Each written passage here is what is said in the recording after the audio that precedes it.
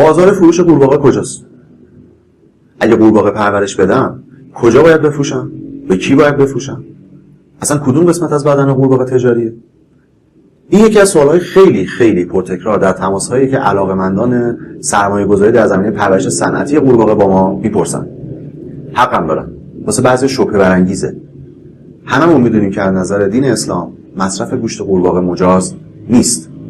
ما در کشور ایران زندگی میکنیم و مجبوریم و میخوایم که تابع یک سری قوانینی باشیم. خیلی از دوستان وقتی تبلیغات دوره‌های پرورش قورباغه ما رو میبینن و خب میبینن اون امکانات اولیه رو دارن، محیط رو دارن یا حتی علاقه دارن. وقتی تماس میگیرن اولین سوالشونه بازارش کجاست؟ اگه بخوام خیلی مختصر بهتون جواب بدم، چون بهم گفتم ویدیوهاتو خیلی طولانی نکن، چاره‌ای هم ندارم. روزایی هم که ایشون پیش منه خب دوست دارم بیشتر صحبت کنم. اگه بخوام خیلی مختصر بهتون جواب بدم، شما برای قورباغه‌تون بازار داخلی ندارید، اما به خاطر اینکه ژن قورباغه ایرانی خیلی خالصه و در یک ویدئویی در موردش صحبت کردم، چون مولدهای غیر بومی یا وارد نشده به ایران یا خیلی خیلی محدود وارد شده، اصلا فرصت تغییر ژنتیک قورباغه ایران رو نداشته.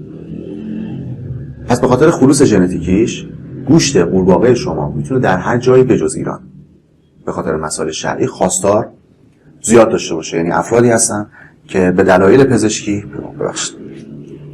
پزشکی یا نمیدونم اصلا خواص غذایی اون گوشت علاقه‌مند بهش هستن. اصلی ترین قسمت بدن قورباغه برای صادرات ران قورباغه است. اصلا قیمت جهانی قورباغه از نظر گوشتش روی رونش بسته میشه که اون وسط تا گرید 1، 2 و 3 داره. این گرید ها و یا درجه بندی ها هم بستگی داره به میزان چربیش، بافت عضلانیش و اون آزمایش به اصطلاح املاح و عناصری که شما دارید از اون غذا، از اون ران قورباغه در واقع میگیرید. پس قسمت اصلی و بیزینس اصلی قورباغه روی رونشه. اما سال هاست که فراوری پوست قورباغه هم در واقع اون پروتکلش پیدا شده و کشورهای مختلفی دارن از پوست قورباغه صنایع دستی خیلی گران قیمتی تولید میکنن. کافیه سرچ ساده بزنید. در کشور آمریکا بعد از پوست کروکودیل یکی از گرونترین پوست هایی که مثلا باش کیف پول درست میکنن، کمربند درست میکنن. جدیداً تا تو ایران دیدم بچه‌ها دارن ازش کاور آیفون، گوشه آیفون که من مثلا ازش خوشم نمیاد درست میکنن. مال پوست قورباغه است. در کشور ایتالیا ازش زیورآلات دارن درست میکنن برای خانم‌ها. حلقه ازدواج، گردنبند، گوشواره، حالا همه چی دستبند. و باز از اون نظر گوشت قورباغه ایران به خاطر عدم تداخل ژنتیکی بالاش، یعنی خلوص ژنتیکی خیلی بالاش در واقع، کیفیت پوست خیلی خوبی هم داره.